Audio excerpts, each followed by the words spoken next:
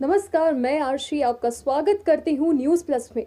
हमारा मकसद सिर्फ खबरों को आपको बताना नहीं है, बल्कि आपको ये सोचने पर मजबूर करना है कि हर खबर कहीं ना कहीं हमसे जुड़ी होती है। देखिए आज की खबरें।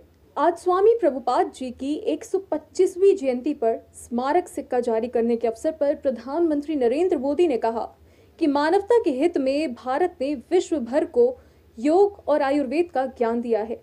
हमारा ये संकल्प है कि इसका लाभ पूरा विश्व ले। आत्मनिर्भरता की ये बात श्री प्रभुपाद अक्सर चर्चा करते थे।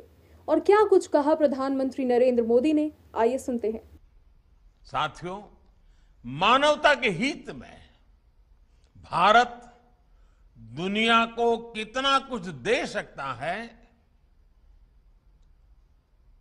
आज इसका एक बहुत बड़ा उदाहरण है विश्व भर में फैला हुआ हमारा योग का ज्ञान, हमारी योग की परंपरा, भारत की जो सस्टेनेबल लाइफस्टाइल है, आयुर्वेद जैसे जो विज्ञान है।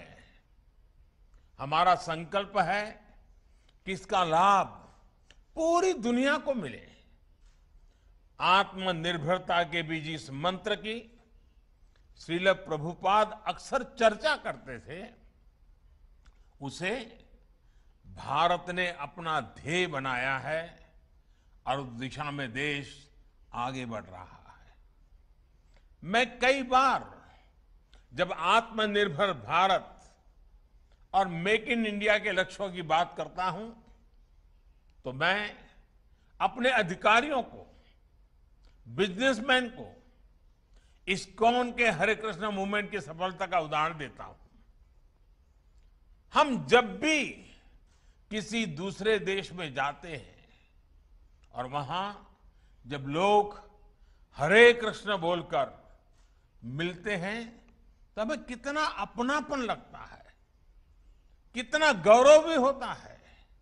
कल्पना करिए, यही अपनापन जब हमें मेक इन इंडिया प्रोडक्ट के लिए मिलेगा तो हमें कैसा लगेगा।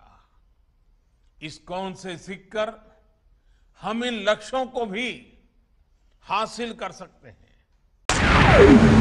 राहुल गांधी ने आज केंद्र सरकार पर वार करते हुए कहा कि सरकार ने गैस, पेट्रोल और डीजल से 23 लाख करोड़ रुपए कमाए हैं। वो आखिर कहां गए? ये सवाल पूछना होगा आज के युवाओं को इस सरकार से। और भी कुछ बता रहे हैं राहुल गांधी, आइए सुनते हैं। 23 लाख करोड़ रुपए सरकार ने जीडीपी से कमाया है। जीडीपी वो ग्रोस डोमेस्टिक प्रोडक्ट नहीं, जीडीपी मतलब गैस, डीजल, पेट्रोल। मेरा सवाल है, ये 23 लाख करोड़ रुपए गए कहां? और जनता को यह पूछना चाहिए कि आपके जेब में से जो पैसा निकाला जा रहा है, छीना जा रहा है, ये कहां जा रहा है? जो हिंदुस्तान के एसेट्स हैं, हमारी कंपनीज हैं, उनको बेचा जा रहा है, डिमोनेटाइजेशन किया जा रहा है, नोटबंदी की जा रही है, जीएसटी आपसे पैसा छीना जा रहा है, किसानों के 3 कानून बने हैं, वहां से आपका पैसा छीना जा रहा है। तो ये जा कहां रहा है? आपके पास तो नहीं आ रहा, आपके जेब में तो नहीं जा रहा।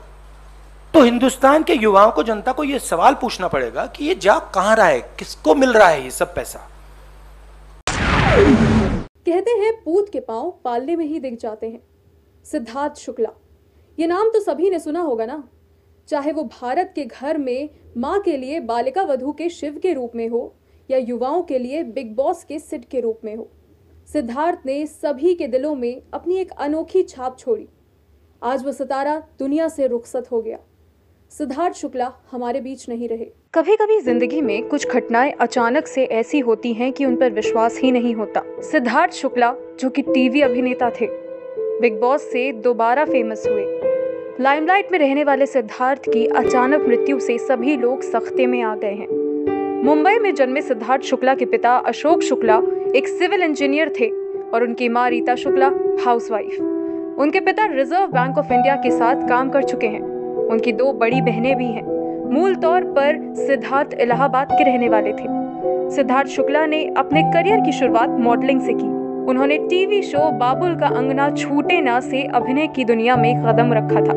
इसके बाद जाने पहचाने से ये अजनबी और लव यू जिंदगी में भी अभिनय के मौके मिले, लेकिन लोकप्रियता बालिका वधू में शिव के रूप से मिली। इसके अलावा रियलिटी शो झलक दिखला जा 6, फियर फैक्टर, खतरों के खिलाड़ी और बिग बॉस 13 में भी दिखे। 2014 में सिद्धार्थ शुक्ला ने बॉलीवुड में करण जौहर की फिल्म हम्टी शर्मा की दुल्हनिया से बॉलीवुड में एंट्री मारी। इस फिल्म में उन्हें सहायक अभिनेता का किरदार मिला था। सिद्धार्थ शुक्ला बिग बॉस 13 के विजेता रहे। 40 साल के शुक्ला को गुरुवार सुबह हार्ट अटैक आया था। कॉपर हॉस्पिटल के अधिकारियों ने बताया कि अस्पताल पहुंचने से पहले ही उनकी मृत्यु हो चुकी थी। Special desk news plus. अभी के लिए बस इतना ही, पर लगातार बने रहिए न्यूज़ प्लस के साथ और सब्सक्राइब कीजिए न्यूज़ प्लस 24/7। नमस्कार। ताजा तरीन खबरों को जानने के लिए देखते रहिए न्यूज़ प्लस 24/7 चैनल को सब्सक्राइब करें। अपडेट के लिए बेल आइकन को दबाएं।